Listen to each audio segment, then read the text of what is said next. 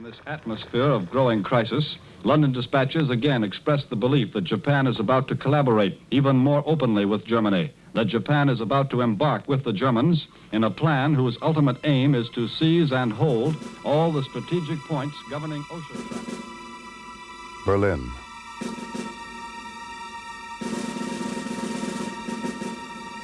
Germany and Japan will soon be at war with the world.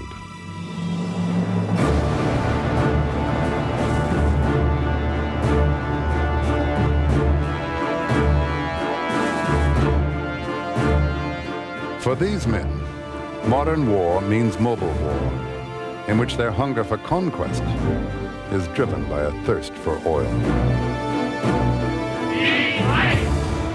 Oil is the untold story of World War II.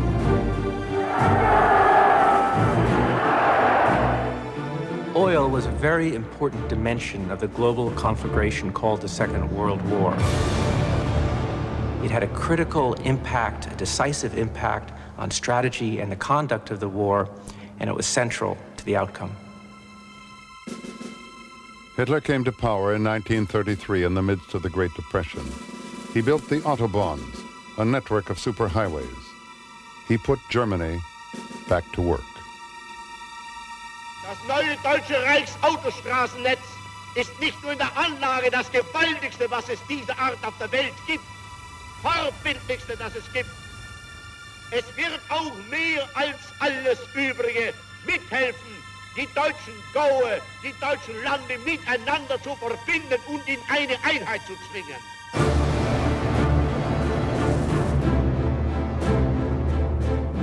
A Germany on wheels was essential to Hitler's vision of war in the 20th century.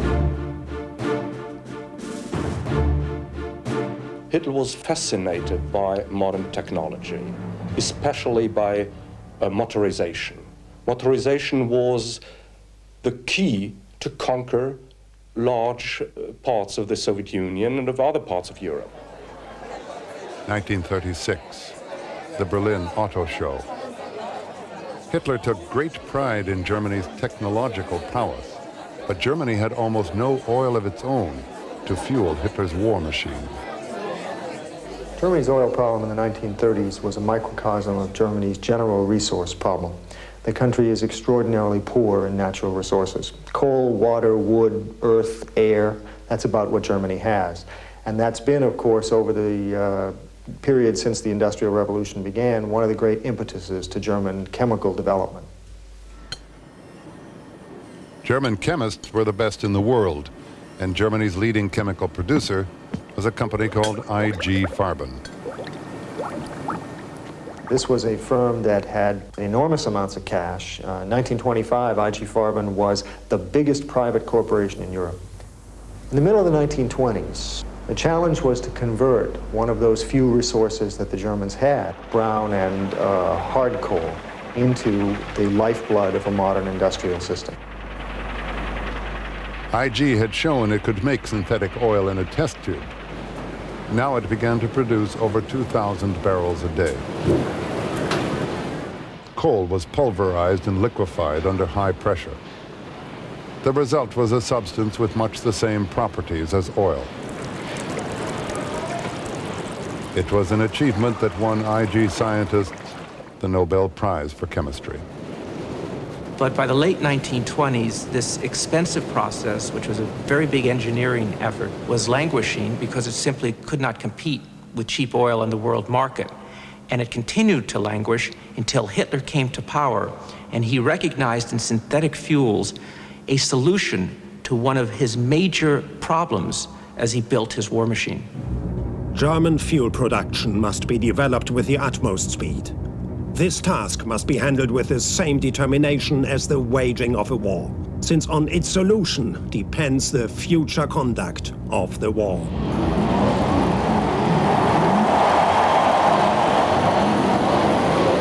Hitler was in a race with time to get ready for war.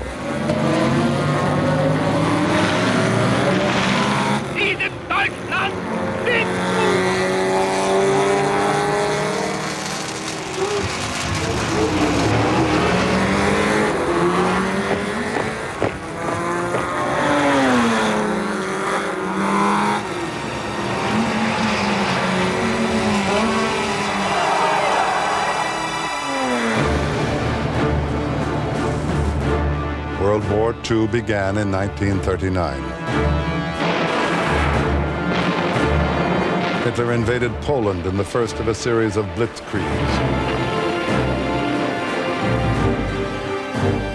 The main idea of blitzkrieg warfare was to end the war as quickly as possible by a campaign which would overrun the enemy.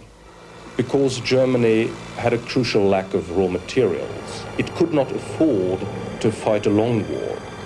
It had to get definitive success before the raw material question would come into play.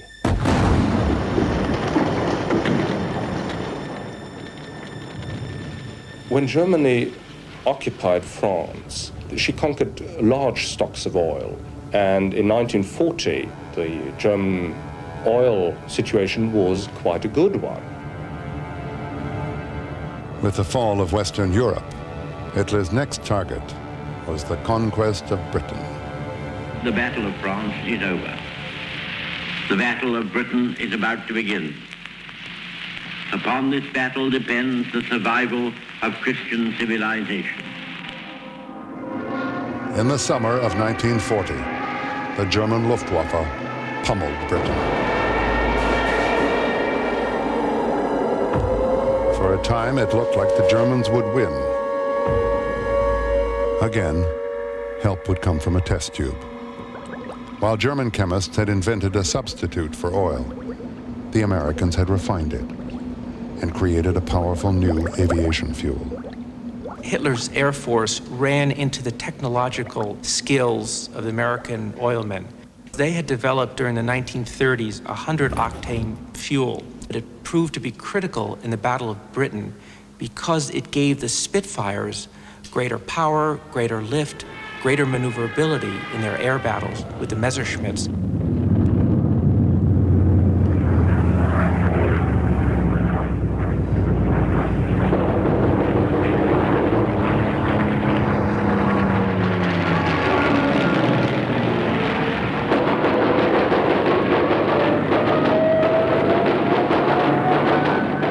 With the Battle of Britain, Hitler suffered defeat for the first time.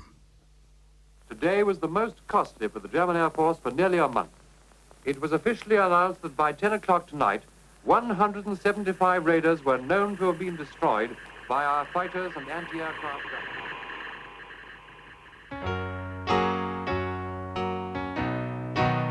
guns. Harvard University. In 1919, its campus was graced by an impressive and entertaining young officer of the Japanese Navy, Isoroku Yamamoto. Admiral Yamamoto was a very bright man. He came to the United States ostensibly as a student at Harvard, but didn't really spend any time in classes there. I could find no record of his having attended classes, taken examinations, or gotten marks. But what he did do was to travel around the United States.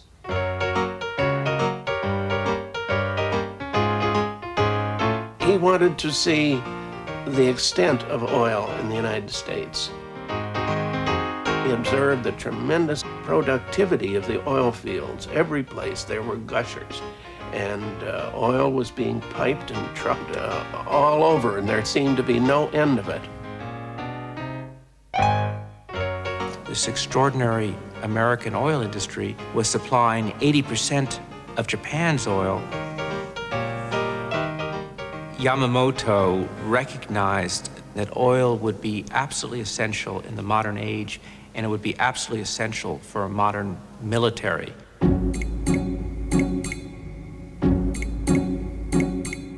Japan invaded the Chinese province of Manchuria in 1931.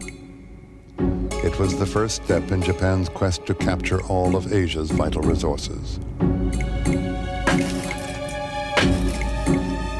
Workers were forced into slave labor and raw materials shipped back to Japan. Japan would call it a co-prosperity sphere.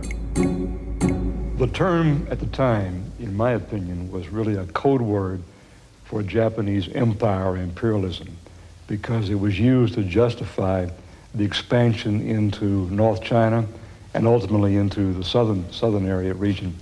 The vocabulary was about cooperation, but the practice was clearly an imperialistic move.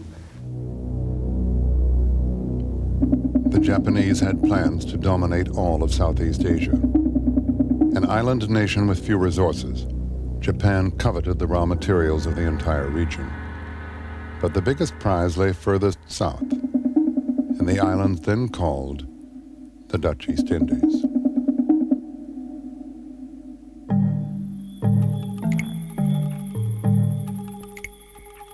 In this tropical paradise lay one of the world's richest oil reserves. But the oil of the Indies was already spoken for by American, British, and Dutch oil companies. For the Japanese, this became the most important strategic target in the Pacific. From the Japanese point of view, the Indies represent autonomy. That was the prize, because if they could control Indies oil, they felt they had enough resources in every other area to be autonomous and would not be controlled by the United States or anybody else. The man who would lead Japan's effort to get the oil was General Hideki Tojo. Tojo was called the Razor, which was meant to capture the sharpness of his character. He was totally and completely devoted to Japan's expansion, to its creation of an empire that would encompass all of Asia, and he took the lead among the military men in pushing Japan down the road to war. As Japan's atrocities in China mounted, Americans became outraged.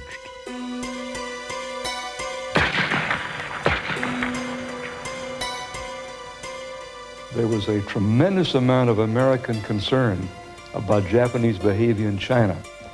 Sympathy for the Chinese people, and the hue and cry in this country led to a progressive attempts to cut off Japan's oil supply.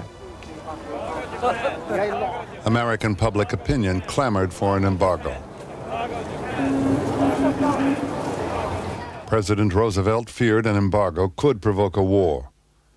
But when Japan invaded Indochina, today's Vietnam, his cabinet debated what should be done.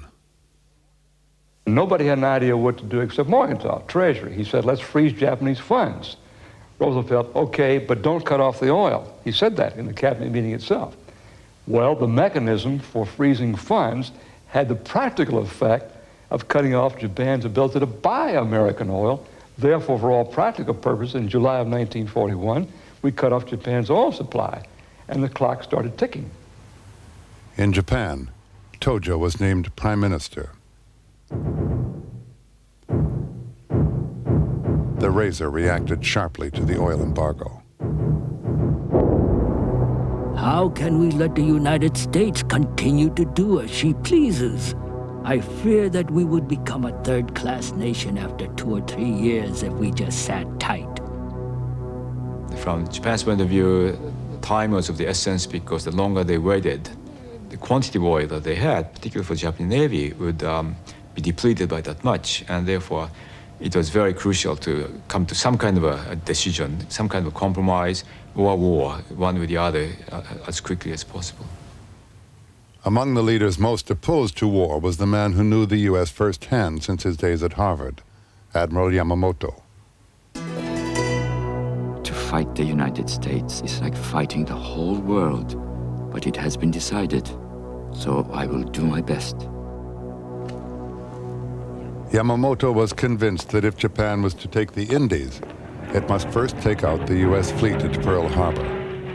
For months, he and his Navy pilots had been secretly rehearsing the attack at a secluded Japanese base.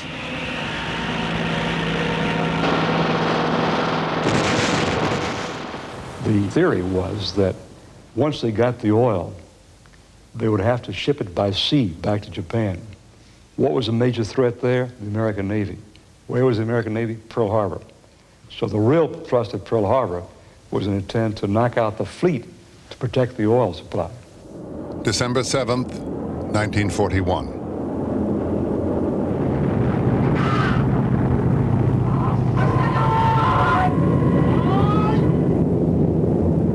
The attack on Pearl Harbor crippled America's Pacific Fleet. The Japanese made this film recreating their victory. In the film, American oil supplies were a prime target, but in real life, the oil tanks were left untouched.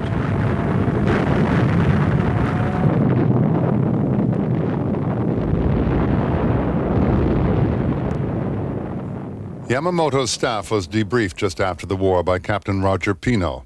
He wanted to know why the oil tanks weren't attacked. I asked Admiral Tomioka that very question. I showed him a picture of the attack on Pearl Harbor taken from an attacking plane, and I said to him and his staff, former staff officers who were at our meeting, you gentlemen know what this picture is. And they all smiled and said, yes, that's the attack on Pearl Harbor. And I said, do you know what those round white circles are up in the top of the picture? And they all nodded yes, and Admiral Tomioka said, that's the fuel tank farm on Oahu. And I said, how many bombs did you drop on that? And he said, no bombs, not a target of attack. With that storage supply of fuel gone, the United States fleet could not have moved. And since the immobilization of the United States fleet was the basic reason for attacking Pearl Harbor, it's peculiar that it didn't occur to the Japanese to knock out the oil tanks. The Japanese were thinking not of America's oil supply, but of their own. Just 10 weeks after Pearl Harbor, they landed in the Indies.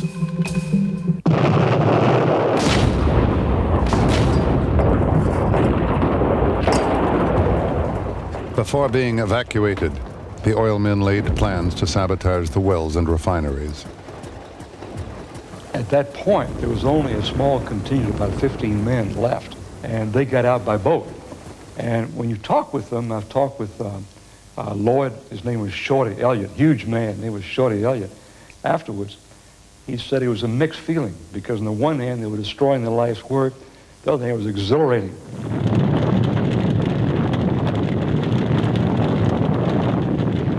The Japanese brought with them a team of oil men from Japan with the invasion. And actually, they got the fields back in operation in about 2 months' period of time. They never reached the same production level that was going on before the war, but they got the production up and was adequate for Japan's supply for about 2 or 3 years. Right after they took the fields and got it back in operation, they felt they were going to win.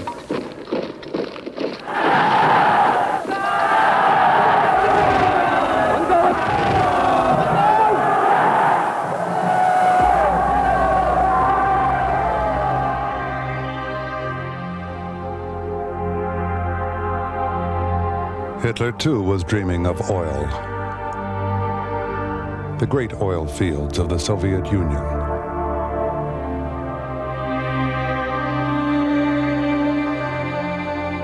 Ihnen erscheint es rätselhaft und geheimnisvoll, was diese Hunderttausende denn zusammenführen, was in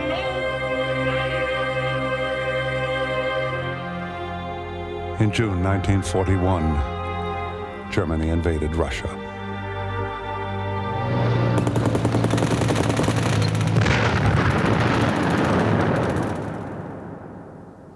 This is Berlin. German troops are advancing into Russia speedily, a German propaganda company report said tonight.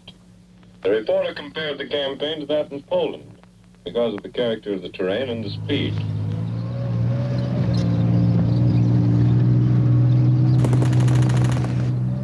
When he embarked on Operation Barbarossa, Hitler hoped that it would turn out to be a blitzkrieg like the ones he had waged against France and Poland. And at first, his successes were dazzling.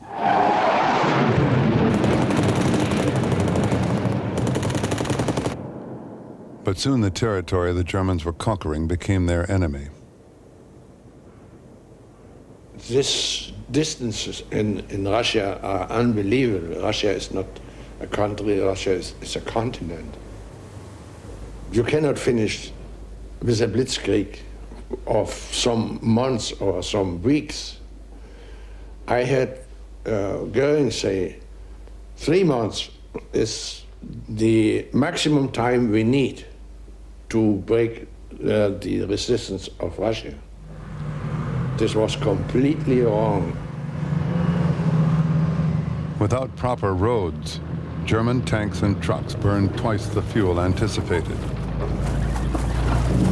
As the weeks dragged into months, dirt roads became rivers of mud. The weather became worse very soon. First with rain and snow and storm, and later with a terrible cold.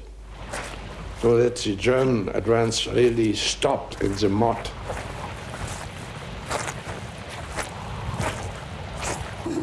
As oil froze in their engines, the German advance stalled on the outskirts of Moscow. Hitler and his generals renewed their argument over strategy. The German generals wanted to eliminate the powerful concentration of troops that defended Moscow. That is good military doctrine. But Hitler wanted to turn southeast towards the Black Sea and the Caucasian oil fields.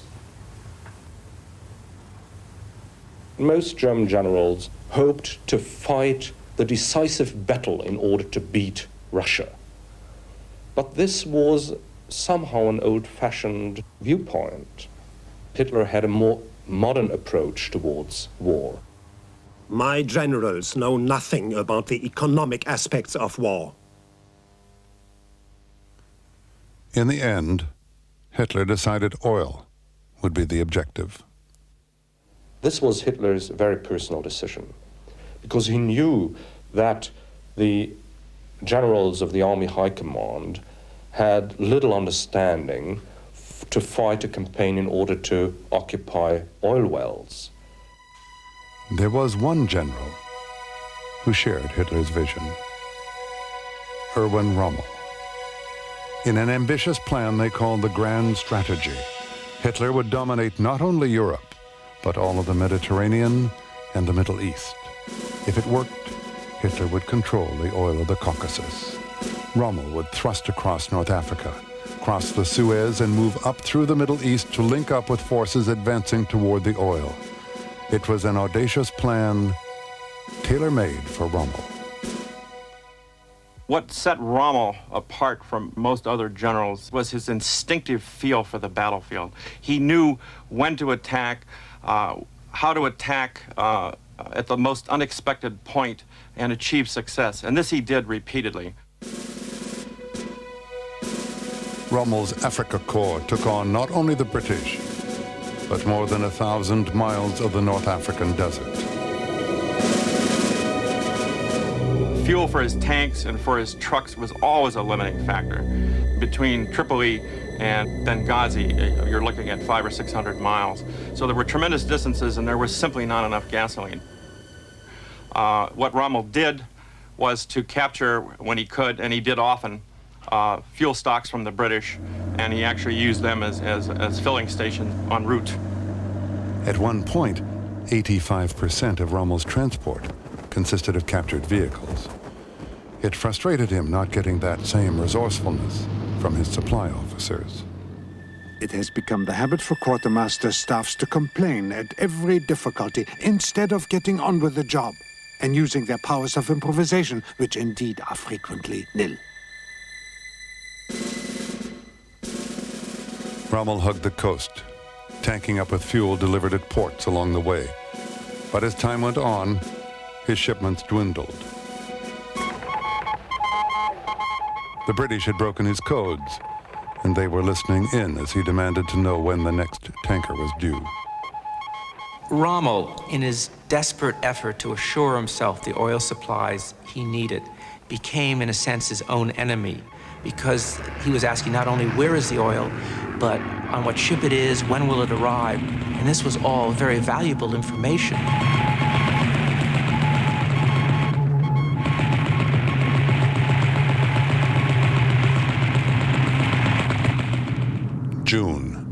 1942, at El Alamein, 100 miles west of Cairo, short of fuel, Rommel's campaign ground to a halt.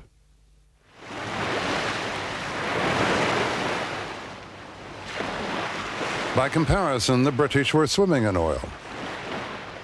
They were now commanded by General Bernard Montgomery. Unlike Rommel, Monty was a cautious general and refused to go into battle without ample supplies on hand. His oil came not only from the Middle East, but as far away as America. It was plentiful and reliable. Fearing that time was working against him, Rommel ordered the attack.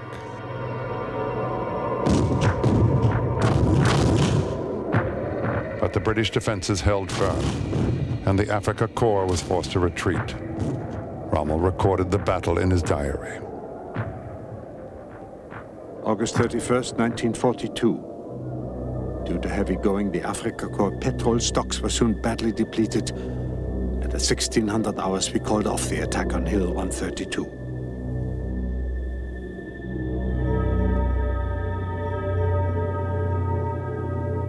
Rommel was a legend on the battlefield, but without oil, he was helpless. Finally, he flew to Europe to meet personally with Hitler at the Führer's headquarters on the Russian front. He begged for more oil, but all he got from Hitler were promises and a field marshal's baton.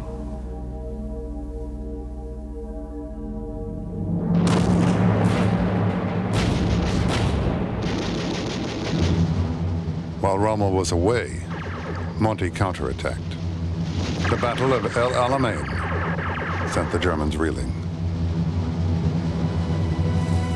Rommel rushed back to North Africa, but could do little more than direct the retreat.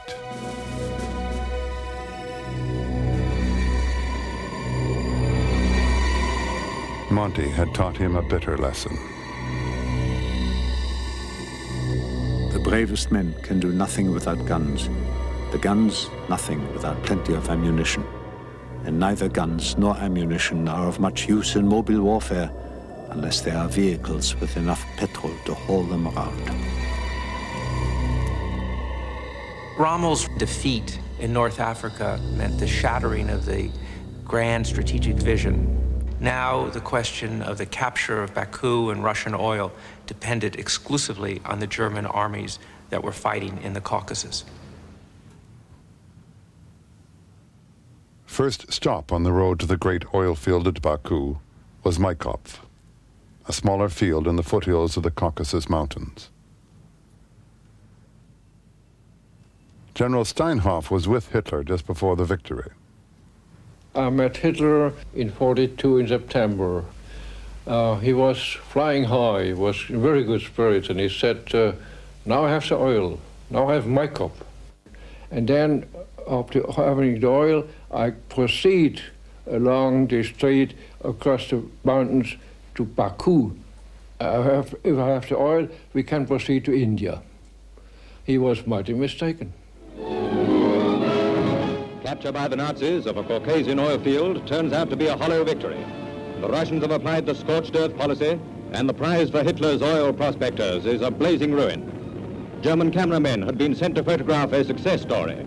The pictures they took fell into Allied hands and are a permanent record of a great offensive that failed. The Battle of Stalingrad started out as a sideshow to the oil campaign, but it turned into a decisive battle on the Eastern Front. Field Marshal Karl von Manstein begged Hitler for reinforcements from the Caucasus. In a midnight call, Hitler refused. It's a question of the possession of Baku, Field Marshal. If I can no longer get you the oil for your operations, you will be unable to do anything. Good night. Heil, Field Marshal. Heil, mein Führer, was all Manstein could say.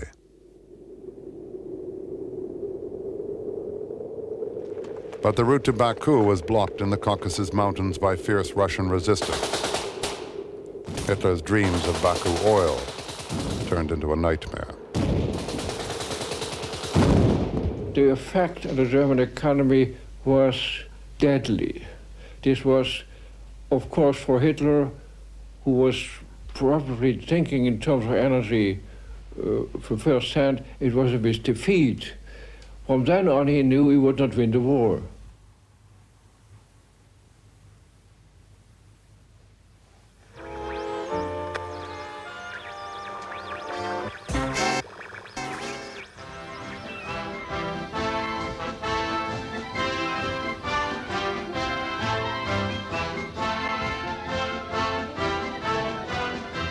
Christmas 1941. Admiral Chester Nimitz arrived to pick up the pieces at Pearl Harbor. He was keenly aware of the strength of the Japanese Navy, but he was also aware of Japan's biggest weakness, its supply line. Japan's empire extended over Asia and the Pacific. Its oil supply line was long, stretching thousands of miles from the wells of the Dutch East Indies to Japan. The Japanese were anxious to finish the job begun at Pearl Harbor. Oil was literally the most critical factor in the timing of Yamamoto's war plans.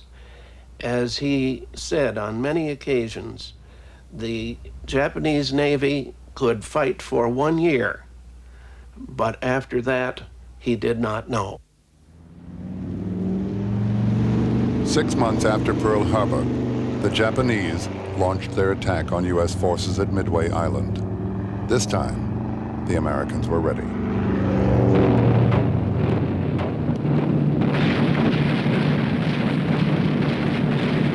Once again, oil proved to be a critical factor. When the Japanese planes returned to the carrier decks in order to refuel, that was a moment of maximum vulnerability. At that moment, the American planes appeared and attacked the carriers, sending 4 of them to the bottom of the sea in what turned out to be the decisive turning point in the Pacific War.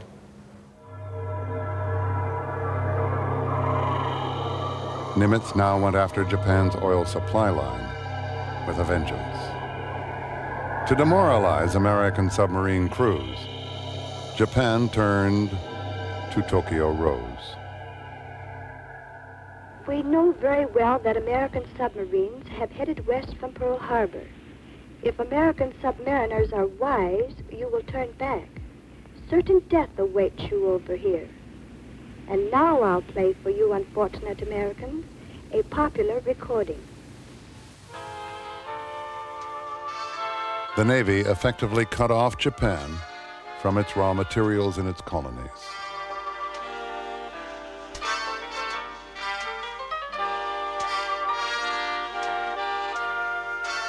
American submarines are very effective, and Japanese are not quite prepared for submarine war against the United States.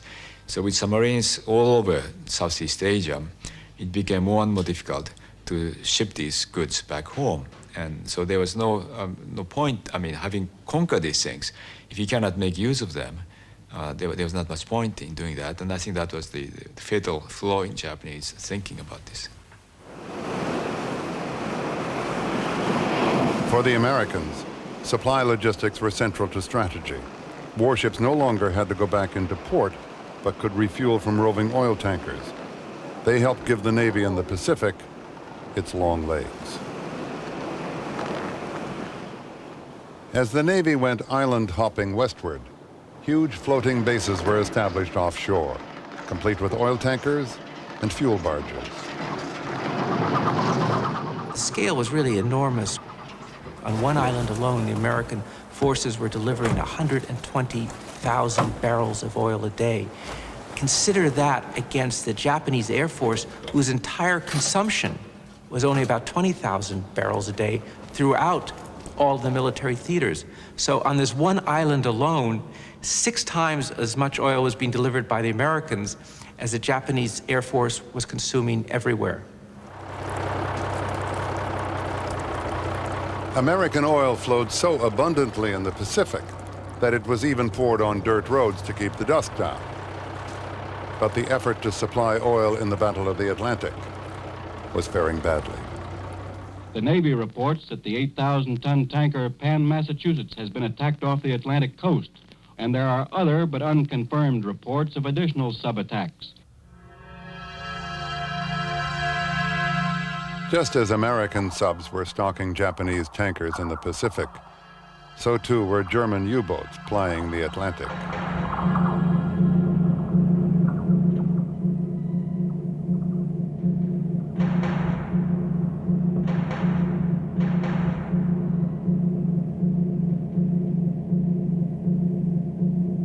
The Battle of the Atlantic is being fought with oil and will be won by oil. It has finally reached into American garages and gasoline tanks. Every filling station is now on the battle line of democracy.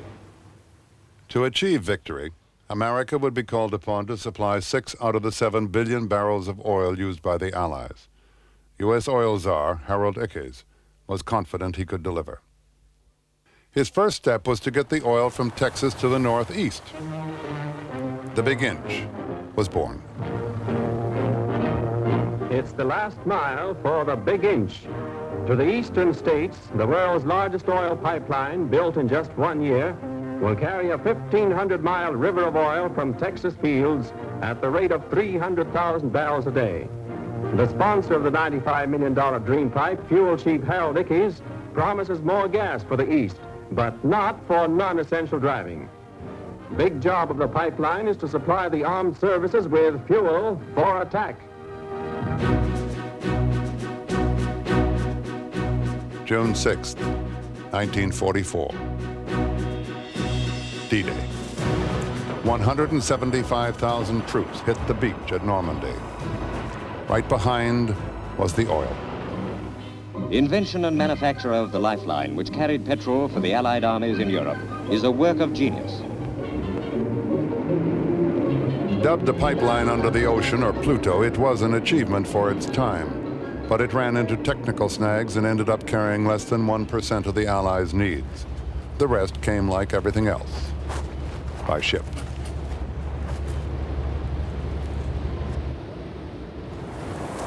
At first, the Germans succeeded in keeping the Allies bottled up in Normandy. Then came General George Patton. Patton had an instinctive feel. He was very much like Rommel in that he had an instinctive feel for the right time and the right place, for the battlefield. He knew when and where to attack and where the enemy was most vulnerable. Patton liberated one French town after another. But he left his fuel stocks further and further behind. To catch up, the quartermasters invented the Red Ball Express. Soldiers ferried gasoline up to the front in 5-gallon containers called jerry cans, copied from a German design. There were 13.5 million jerry cans on the continent, but never enough to go around. What became the really critical question was who was going to get the oil? Was it going to go to the British, to General Montgomery? Was it going to go to the American First Army under General Courtney Hodges? Or was it going to go to the Third Army and George Patton? To Patton, the answer was obvious. He knew that the Siegfried Line and that the area in Alsace and Lorraine was virtually undefended. And his position was simply that if you give me the gasoline, I can take Third Army into Germany inside of 10 days. No one realizes the terrible value of the unforgiving minute except me. We have at this time the greatest chance to win the war ever presented. It is such a sure thing that I fear these blind moles don't see it.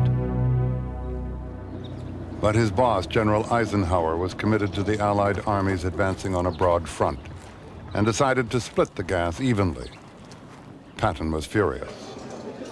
My men can eat their belts, but my tanks have got to have gas. His demands fell on deaf ears. I have to battle for every yard, but it is not the enemy who is trying to stop me. It is they. If I could steal some gas, I could win this war. Patton did not discourage his troops from obtaining gasoline by any means necessary. And one of the means by which they would obtain it is that sometimes some of his troops would change their patches and pretend to be a First Army unit. They would go to a First Army depot and draw gasoline. In other instances, captured cigarettes or wine or booze would be used and would be traded for gasoline. Gasoline was so important that he was willing to overlook what his men sometimes had to do in order to obtain it, in order to try to keep Third Army going.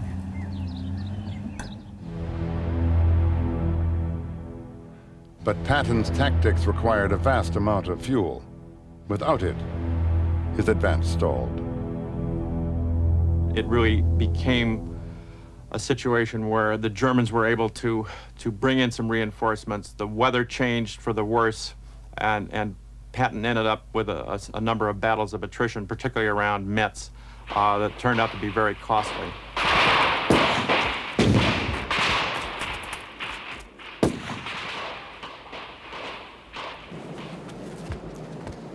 Patton finally got his gasoline, but for him, the unforgiving minute had passed. He believed, and many historians believe today, that if he'd been given the fuel he'd needed and he'd been able to keep going into Germany, the Second World War in Europe might well have ended 9 months earlier.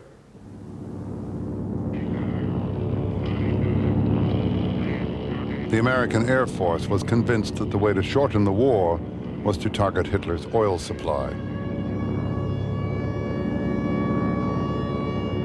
Allied strategic bombing forces turned their attention to the German synthetic fuel plants.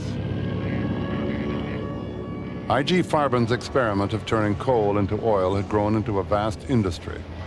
By now, synthetic fuel was virtually Hitler's only source of oil, and more plants were desperately needed.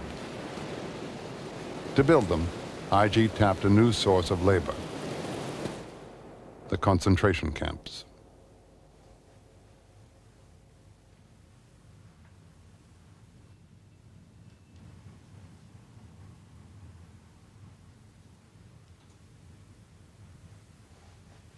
There's no question that those plants could not have been completed had I.G. Farben not employed the slave labor. And altogether, in the course of time for the construction of these plants, something like 25,000 people died either on the site or as a result of being returned to the camp where they were gassed afterwards. The Americans prepared to make synthetic oil plants their #1 target. The American Air Force under General Spaatz proceeded to launch 2 very heavy attacks on the synthetic oil plants. The German response was immediate. The signals unbuttoned at Bletchley Park showed their great alarm. The synthetic oil plants had been providing 90% of Germany's aviation fuel. Albert Speer, Minister of Armaments, rushed to inspect the damage. The enemy has struck us at one of our weakest points. If they persist at it, we will soon no longer have any fuel production worth mentioning. Our one hope is that the other side has an Air Force General Staff as scatterbrained as ours.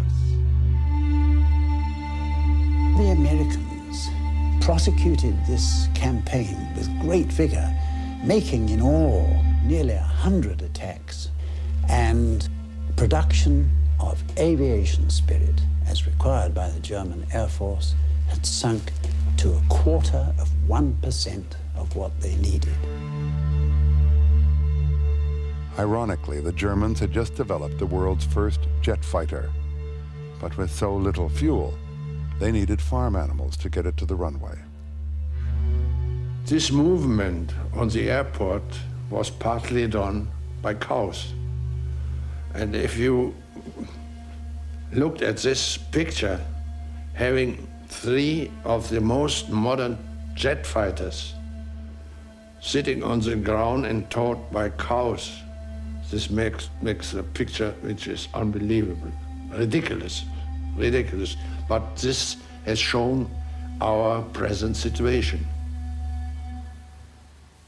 Premier Kuniaki Koiso is warning his Japanese tonight that the Americans will no doubt increase their bombings on the Jap mainland.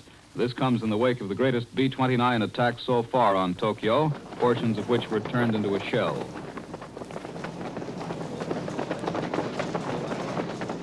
In Japan, too, the situation was getting desperate. Young boys and even girls became the backbone of Japan's workforce. With food already scarce, potatoes, sugar, and rice were now converted to alcohol to fuel the factories. Lubricants were extracted from soybeans, peanuts, and coconuts. But the most extraordinary concoction was used for aviation fuel. Pine roots. Some people thought that one could get oil from pine roots, and even as school children, we were sent to the fields to dig out pine trees, and then somehow or other they would be squeezed probably for oil, things like that. Whole mountainsides were stripped bare of every tree and sapling. But even that was not enough. So the Japanese hierarchy devised a desperate plan to make their pilots more successful fighters.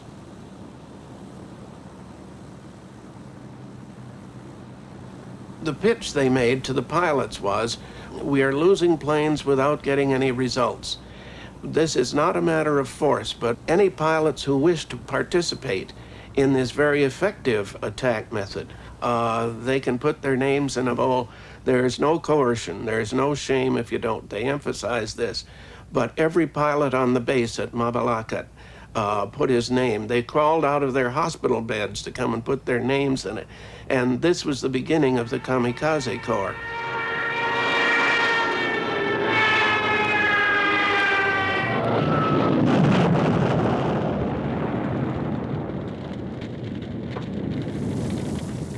And it was very effective. What had taken up to 8 bombers and 16 fighters to do before was now accomplished by 1 or 2 suicide attackers. And it also saved fuel because there was no return trip. Of course, not every plane hit its target.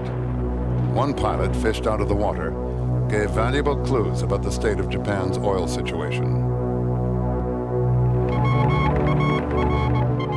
Nearly all forms of training have ceased in Japan.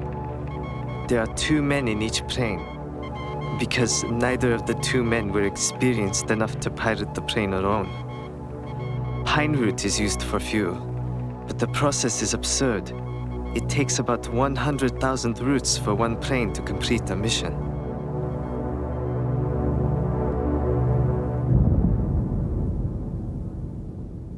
At the time of the dropping of the atomic bomb, the Japanese were preparing for a final suicidal resistance in which millions of people, Japanese Allied troops, would have been killed. But the fact of the matter is the Japanese war machine was almost paralyzed because it had run out of the oil that it needed to keep running. For the first time, the emperor spoke to his people.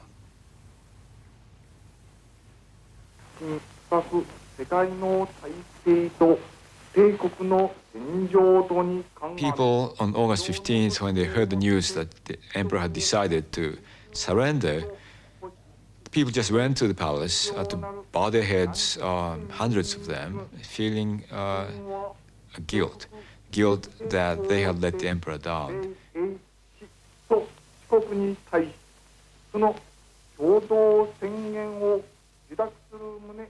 Finally, it was over. The war had cost upwards of 50 million lives. And to the end, oil played its part. American military authorities pulled up in front of Tojo's house to arrest him. He appeared at the window, said he'd be down in a moment. Then a gunshot rang out.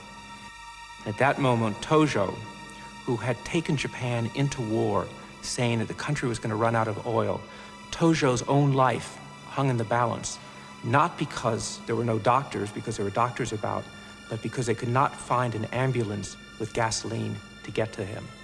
Finally, they did, and they carried him off to a hospital, and he was eventually put on trial and executed.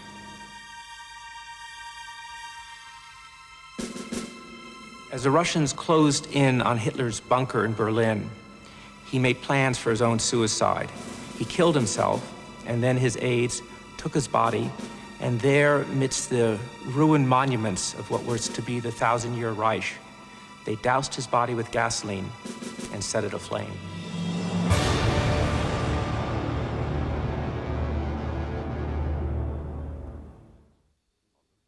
Next, on the prize, crude diplomacy. Post-war America celebrated the wonders of oil. Oil could win wars. It could fuel factories and cars. And even more importantly, it could make lives more comfortable than ever before. But the West's need for oil was drawing it inexorably into the turbulent, age-old intrigues of Arabia. Based on the Pulitzer Prize-winning book by Daniel Yergin, The Prize.